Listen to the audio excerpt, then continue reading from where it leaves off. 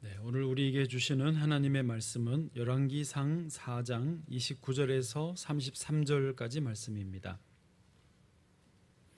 열왕기상 4장 29절에서 33절까지 하나님의 거룩한 말씀을 제가 다 봉독해 드리겠습니다.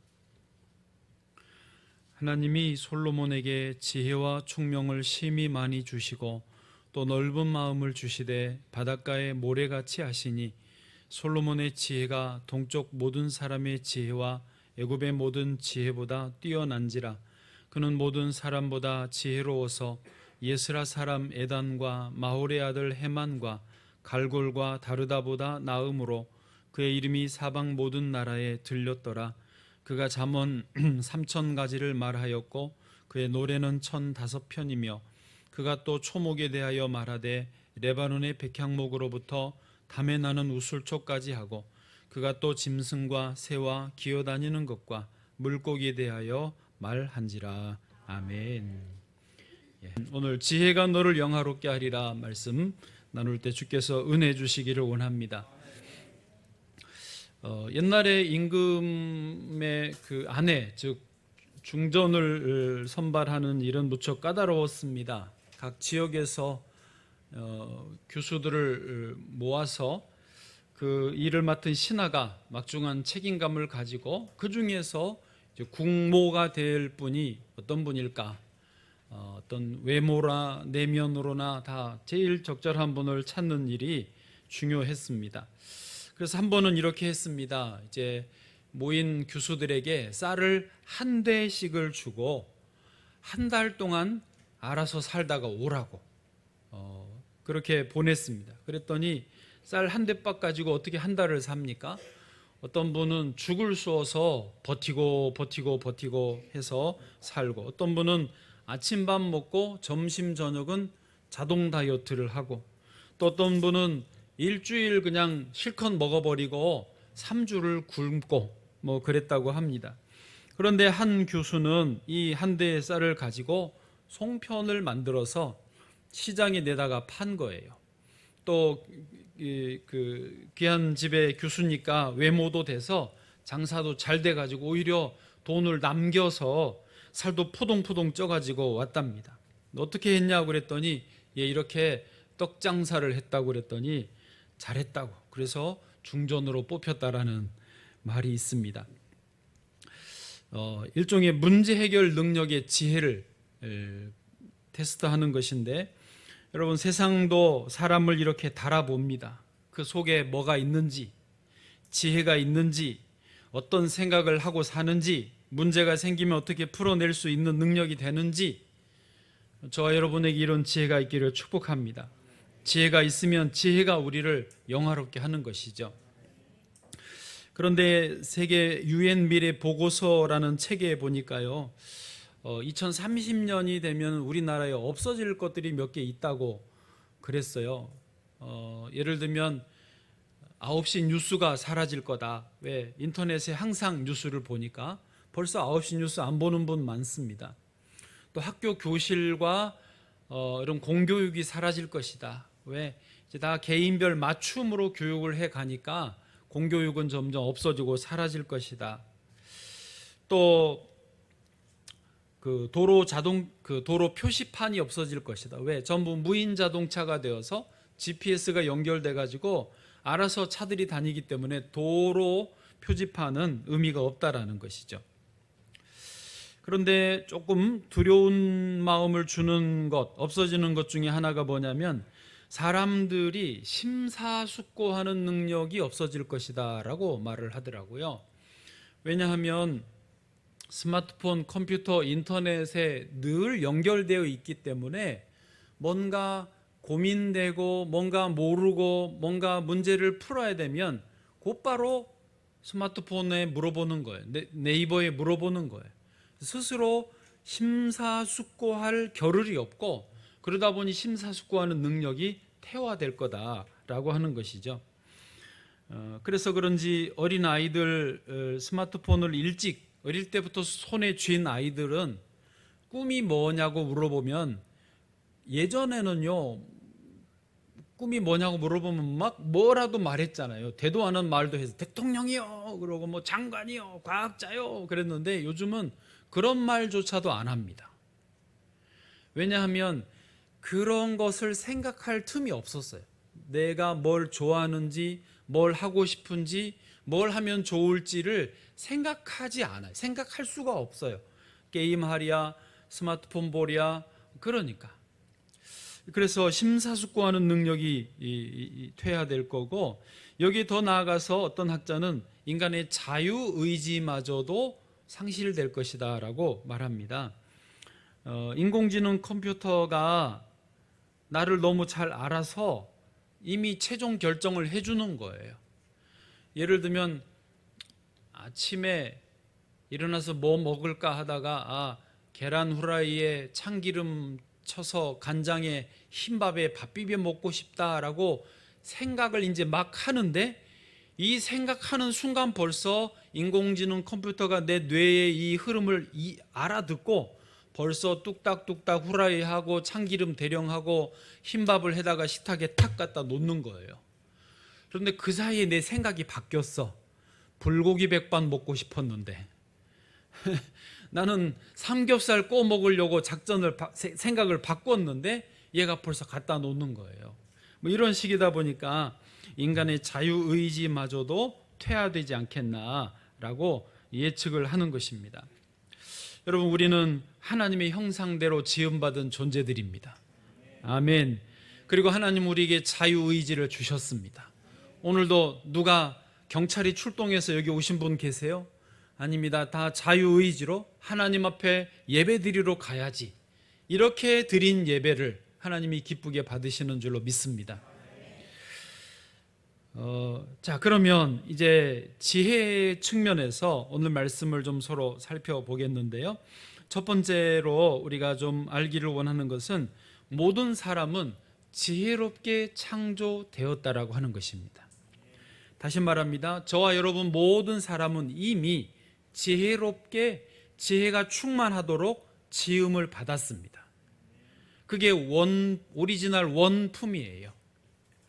오늘 성경 말씀 29절에 보니까 이렇습니다. 하나님이 솔로몬에게 지혜와 총명을 심히 많이 주시고 또 넓은 마음을 주시되 바닷가의 모래같이 하시니. 아멘. 지혜와 총명은 그냥 쉽게 생각하면 솔로몬이 나라를 잘 다스릴 수 있는 지혜와 총명을 말합니다. 땅이 넓었습니다. 그만큼 백성들도 많았습니다. 이들을 어떻게 다스리고 잘 이끌을지 그 능력, 지혜와 총명이 필요했는데 하나님이 그것을 심히 많이 주셨다라고 했습니다. 여러분 이해되시죠? 자, 그 다음에는요, 또 넓은 마음을 주셔서 그 넓은 마음이 도대체 어느 정도냐? 바닷가의 모래처럼 많게 했습니다. 여기서 넓은 마음이란 모든 피조세계, 자연계, 당시는 이제 자연계가 주였으니까 자연계의 다양한 분야들에 대한 다 지식과 이해가 있었다라는 거예요. 뒤쪽에 보면 솔로몬은 레바논의 백향목, 그 나무부터 바위의 이끼, 그 우슬초까지 모든 식물의 종류별로 이해하고 식견이 있었다라는 거고요. 더 나아가서 33절 그 짐승과 새와 기어다니는 것과 물고기까지 다 이해하고 있었어요. 그러니까 말할 수 있었다는 거예요. 그런 의미에서 넓은 마음입니다. 자, 그러면 질문을 해볼까요? 도대체 솔로몬은 뇌 구조가 어떻게 됐길래 이렇게 어마어마한 지혜와 총명과 넓은 마음을 가질 수 있었을까? 어떻게 인간이 이것이 가능할 수 있었을까 하는 질문입니다. 대답은 이거예요. 아니요, 솔로몬의 뇌 구조가 특별해서가 아니고 솔로몬의 컴퓨터 사양만 최고 사양으로 뭐 다른 사양을 줘서가 아니고 솔로몬도 우리와 똑같은 뇌 구조고 똑같은 뭐 컴퓨터로 말하면 똑같은 사양이지만 하나님이 처음부터 이런 지혜와 총명과 넓은 마음을 인간에게 주셨다라고 하는 거예요. 그것을 솔로몬이 분명하게 다시 받았을 뿐이지 모든 사람이 이렇게 받았다라는 거예요. 다시 말해서 처음에 하나님은 사람을 창조하실 때 하나님의 형상대로 창조하셨습니다. 이 부분이 중요해요. 하나님의 형상대로 창조하셨어요. 그 말은 하나님의 지혜와 하나님의 총명과 하나님의 넓은 마음이 우리 사람에게 그대로 이식이 되었다라는 것이죠.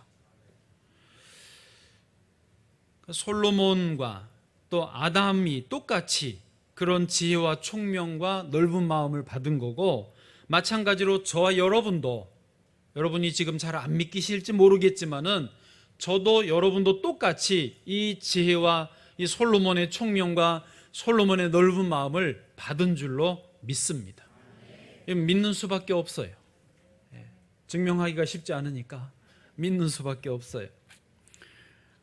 저는 책에서 이것을 봤는데 진짜 있는 줄 알았더니 아직 없다고 그러대요. 일부 예배 때 들어보니까 인공지능이 탑재된 냉장고가 있으면 그 안에 이 냉장고가 자기 스스로 이 안에 지금 어떤 반찬 재료들이 있고 보관된 지 며칠째고 지금 혹시 부식 상태가 되면 이건 교체해야 되는 걸 알려주고, 그다음에 주인님이 뭐 불고기 백반을 만들고 싶다, 뭐 닭도리탕을 만들고 싶다 그러면 냉장고가 지금 안에 있는 재료들 중에 뭐뭐를 쓰면 되고, 양파, 마늘, 뭐뭐, 간장 쓰면 되고, 없는 재료는 지가 알아서 쿠팡에 주문해서 요리하기 전날까지 도착하게 해놓는다.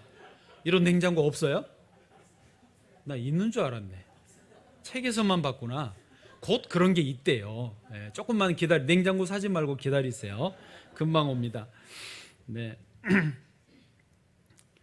그래서 뭐 하다가 그런 인공지능이 탑재된 냉장고처럼 하나님이 우리에게 지혜와 총명과 넓은 마음을 이미 탑재해 주셨다라는 거예요.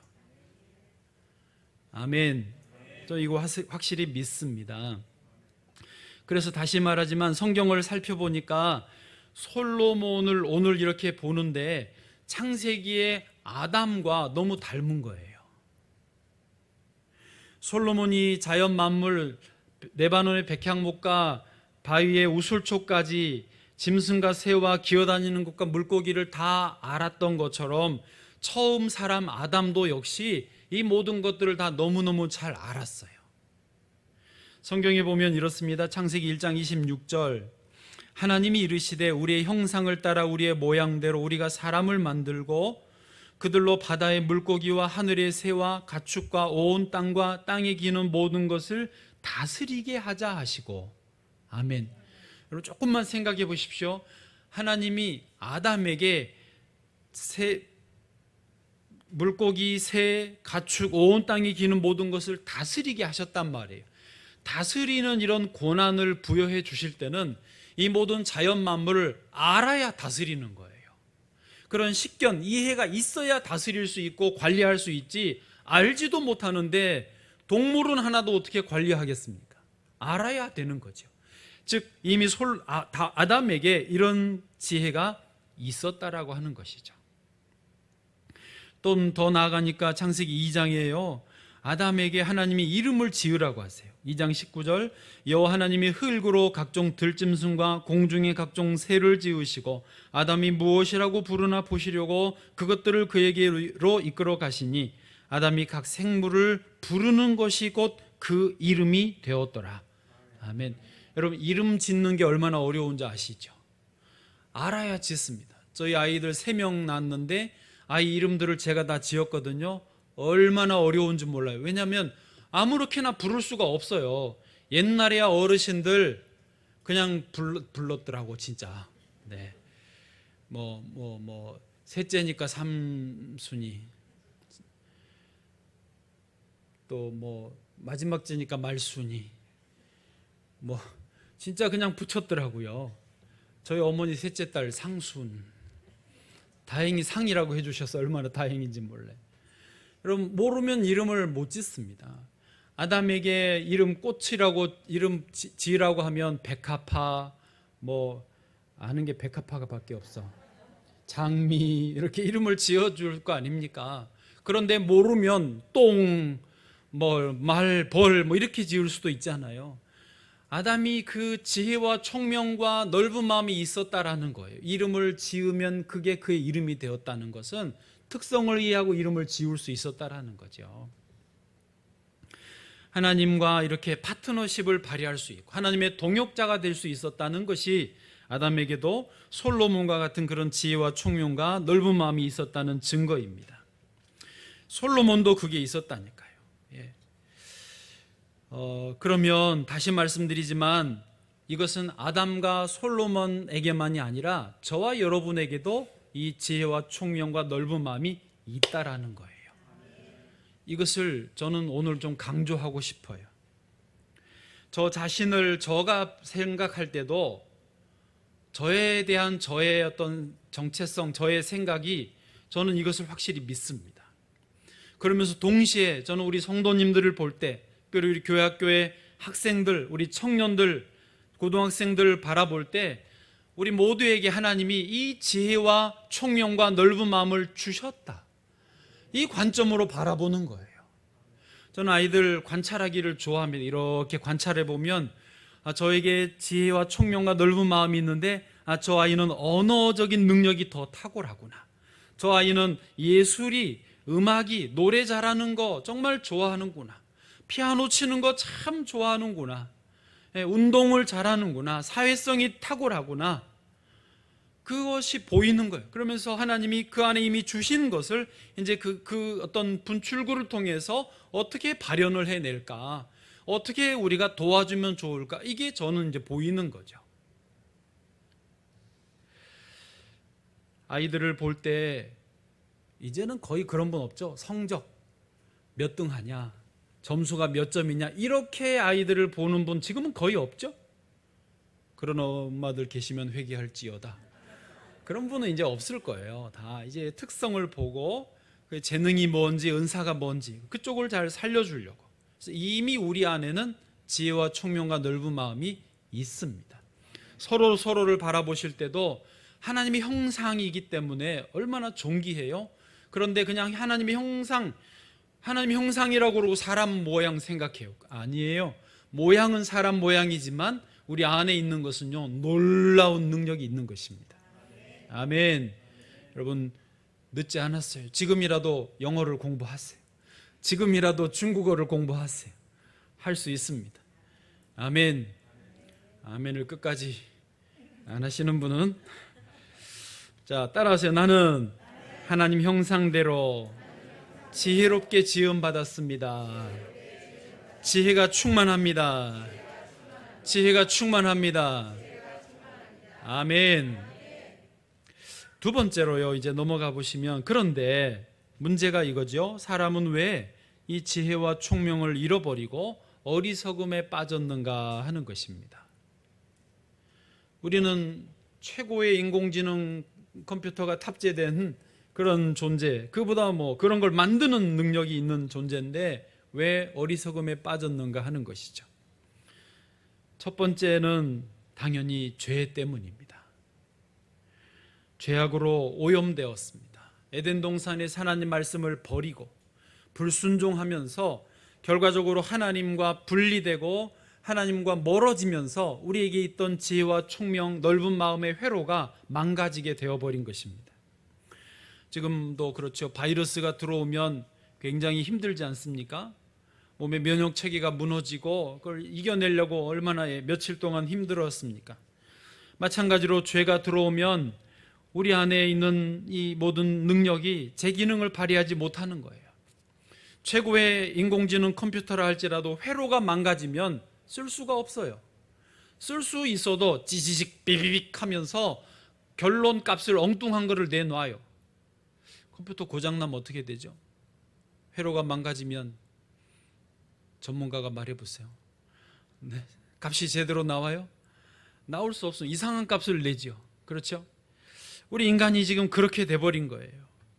지혜와 총명과 넓은 마음으로 제대로 발휘하지를 못하고 자꾸 이상해지는 거예요. 그래서 자연계를 바라보면서도 내 탐욕을 채우기 위해서 마음대로 훼손하고 파괴하고 다른 사람들을 해치고, 그러니 이 하나님이 만물을 다스리라고 하는 권세를 주셨는데 이를 제대로 못 쓰는 거예요. 여러분 생각해 보십시오. 아담이 그 능력을 제대로 발휘했을 때 처음 세계, 에덴 동산과 온 세계는 너무 풍요로웠습니다. 너무 아름다웠어요. 솔로몬이 그 지혜와 총명과 넓은 마음을 제대로 발휘했을 때 그때의 통일 왕국 이스라엘은요 너무너무 풍요로웠고 모든 백성들이 행복하고 즐거웠습니다. 하나님 우리에게 주신 이 지혜와 총명과 넓은 마음을 제대로만 발휘할 수 있다면 우리의 가정은 너무 행복한 것입니다. 우리의 삶의 자리는 너무 복된 것입니다. 우리가 하는 일은 주님으로 인하여서 이삭처럼 100배나 열매 맺게 되어지는 것입니다. 우물을 파면 파는 대로 물이 나오고 손대는 일마다 주님이 복을 주셔서 형통하게 되어지는 것입니다. 이게 정상적인 사람의 지혜와 총명과 넓은 마음의 결과지요. 그런데 죄로 인하여서 오염되고 나니까 다른 값이 나오는 거예요. 방법은 하나지요. 오직 예수 그리스도께로 돌아오는 것입니다. 예수 그리스도 안에서 우리는 모든 죄를 씻어낼 수 있습니다. 망가진 회로를 고칠 수 있습니다. 내가 못 고쳐요. 주님이 고쳐주셔서 이제 입력하면 정상적인 값이 나오게 되는 거예요. 정말 성경대로 30배, 60배, 100배로 열매 맺는 일이 그냥 성경은 성경 나는 나 아니고 내 삶에 그대로 이루어질 줄로 믿습니다. 자, 두 번째로 원인을 찾아본다면 성장하면서 받은 이런저런 상처 때문입니다. 우리에게 지혜와 총명과 넓은 마음이 원래 있는데 그리고 예수님을 믿고 교회를 다녀요. 복음이 들어왔어요. 회로가 좋아졌는데도 내 안에 찌그러진 게 있어요. 여러분 사람이요 어릴 때 상처받은 거, 분노, 억압받은 거 이런 게 평생 가는 경우가 많습니다. 그게 절대 아무것도 아닌 게 아닙니다. 그래서 성경은 부모들에게 딱 한 가지만을 말하잖아요.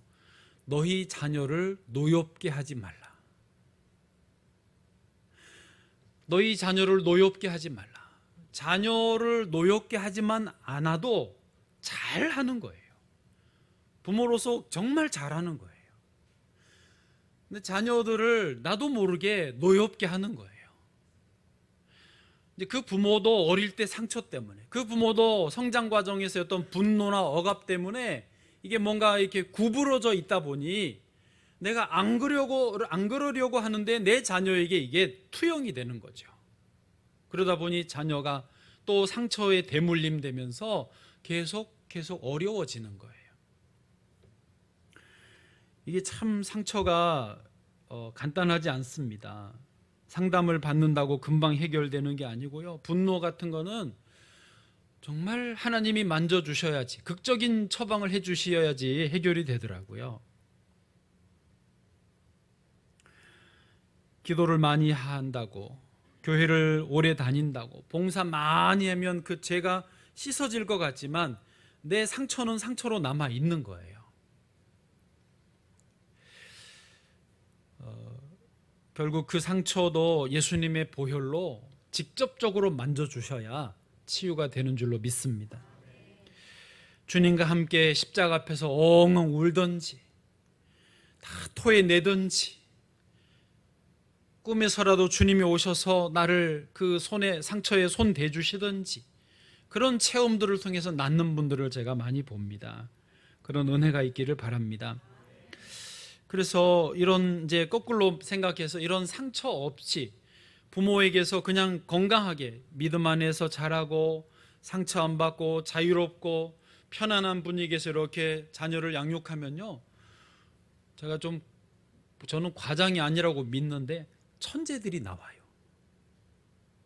천재 그러면 여러분 동떨어진 이야기로 생각하는데 아니에요. 이미 다 천재예요.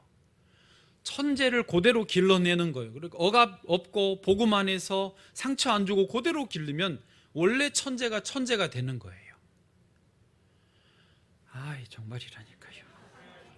세 번째 원인으로 이제 왜 어리석음에 빠지는가? 오늘 조금 교육적으로 갑니다만은 교육의 방식의 문제입니다. 양육의 방식, 교육의 방식인데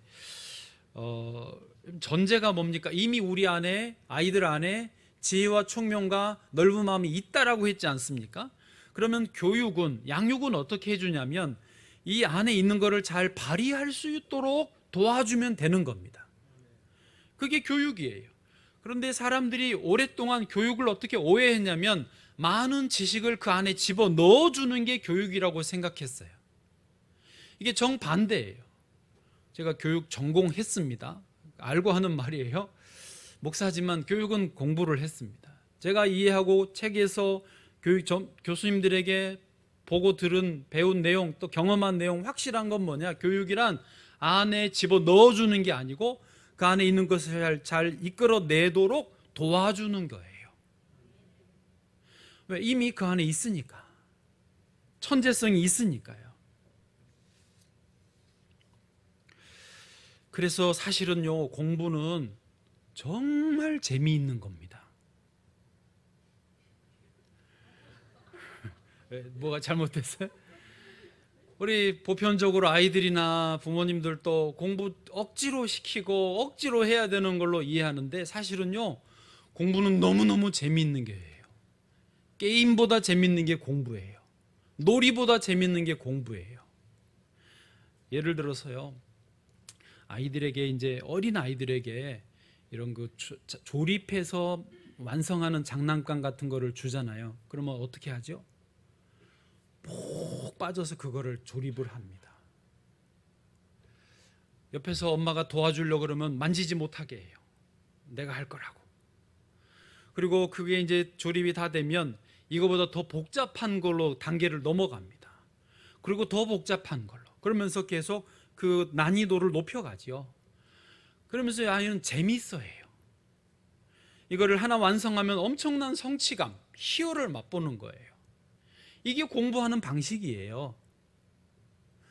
공부도 스스로 쉬운 수학 문제든 뭐 무슨 문제든 풀어보게 하고 자기가 해야 되는 거예요. 근데 처음부터 어려운 걸 갖다 대고 시험 점수를 위해서 공부를 시키고 그러니까 하기 싫고 어렵고 피곤한 거죠. 재미없는 거죠. 놀이처럼 하면요, 여러분 지식을 새로운 거를 알게 되었, 몰랐는데 알게 되었을 때 그 기쁨, 그거는요 말로 못해요. 오, 이런 게 있었고 내가 이걸 몰랐구나. 그러면서 또 궁금해서 자기가 찾아갈 때에 또 그걸 찾아내면 또 즐거움, 조립을 완성하는 것처럼 즐거워하는 거예요. 아멘. 저도 힘들어요. 이런 거 설명하기가. 당연한 건데 여러분의 생각하고 현실하고 배치되니까. 얼마 전에 필즈상이라고 우리나라에서 그 수학계 노벨상이라는 필즈상을 수상한 허준희 교수가 있었어요. 이분이 올해 나이가 40세고 이 필즈상은 제가 알기로 4년에 한 번 상을 주는데 4년에 한 번 수상하는데 그것도 40세 이하만 주는 거예요. 그러니까 이 허준희 교수가 이제 요 마지막 4년 텀에 자기 나이 40 넘으면 못 받은데 요번에 마지막, 자기로서는 마지막 기회에 받은 거예요. 세계적인 노벨상이라는 거더라고요. 그런데 이분 이렇게 좀 살펴보니까 어릴 적에는 수학이나 공부 자체에 별로 흥미를 못 느꼈답니다. 중학교 3학년 때 조금 수학이 좀 재미있을까 싶어서 선생님한테 이제 수학 좀 해보려고 그런다고 그랬더니 넌 좀 늦었다. 중3 때 하기는 늦은 거죠, 사실은. 그렇죠? 그래서 그냥 일반 고등학교로 진학을 했어요. 그것도 야간 자율학습이 너무 힘드니까 중퇴를 해버렸어요. 고등학교를 그만둔 거예요. 그리고는 뭘 했냐, 1년 동안 2000년 1년 동안에 여기 서초동의 국립중앙도서관 매일 가가지고, 그때는 이제 문학이 땡겨가지고 문학 관련 자기가 보고 싶은 책을 실컷 봤대요. 저는 요때가 이분이 진짜 공부할 때인 것 같아요. 또 토양적으로. 왜? 뭐 시험 볼 것도 없죠. 누가 하라고 하는 것도 없죠. 억지로 봐야 될 것도 없죠. 그냥 내가 하고 싶은 거, 내가 보고 싶은 책을 본 거예요. 조립, 내가 하고 싶은 조립을 하듯이 내가 하나 이 분야 요 책 읽고 싶다 그러면 읽고, 요거 읽다 보니 또 뭐가 궁금하네, 또 요 책 읽어보고, 그러니 또 요거는 좀 이해가 될 것 같네, 또 읽어보고, 그러면서 계속 자기가 하고 싶은 대로 하면서 성취감을 맛보고 공부에 맛을 들인 거예요. 그리고는 2001년도에 이제 대학을 가봐야 되겠다, 공부 좀 할 만한데, 그리고는 재수학원에 들어가서 1년 동안 입시학원 다녔다가 그 다음에 2002학번으로 서울대학교 물리학과에 입학한 거예요. 저는요 2000년 1년 동안 도서관에 혼자서 내버려 둔 이 시간이 최고였다고 봐요. 이분한테는 제일 좋은 시간이었어요. 지금 뭐 40살에 그런 필즈상을 받았잖아요. 근데 이분이 수학에 대해서 이제 우리나라 수학 공부에 대해서 질문을 하니까 대답이 이겁니다. 수학이 문제가 아니라 입시 구조가 문제라는 거죠. 예. 수학 스트레스 없앨 방법은 딱 하나가 있대요. 그게 뭐냐 그랬더니 대학 입시 과목에서 수학을 빼버리면 된다고. 아니 정말로 자기가 미국 어디요 프린스턴대에서 교수로 있는 동안 세계에서 온 유학생들을 가르쳐 보니까 한국에서 온 유학생들이 수학을 제일 못하고 정작 수학을 거의 접하지를 못하고 왔더래요. 공부도 못하고 접하지도 별로 못하고 왔대요. 우리가 이렇게 수학을 많이 하는데 시험 수학만 하지 진짜 수학이라는 수학을 한 게 아니라는 거예요. 여기 진짜 전문가가 계시는데 자기가 볼 때 전 세계에 우리나라 아이들처럼 수학을 접하지 않고 오는 경우가 없다라는 거예요. 시험 때문에 아이들 다 죽이는 거예요.